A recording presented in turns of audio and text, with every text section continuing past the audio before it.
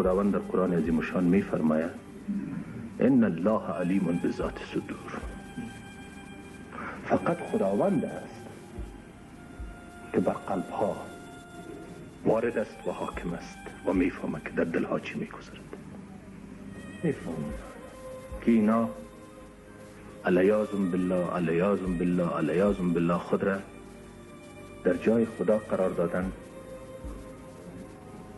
و می گویند که ای آدم کافر است، او آدم مسلمان هست.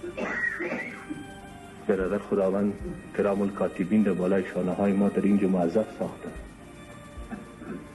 خوب بد ما را هر روز نوشته می کنه. خاتمه مستور است. این دنیا فانی است. ما به دنیای باقی می رویم. و بحث بعد الموت ایمان داریم. در روز محشر وقت همه در روز قیامت به درگاه خداوند می ایستیم. اینی اعمال نامه ما در برابر ما قرار داده میشه.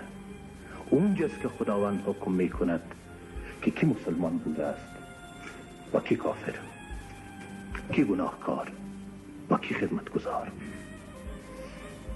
کی برای راست و صراط المستقیم رفته است، کی برای یزدان رفته است و کی برای شیطان رفته.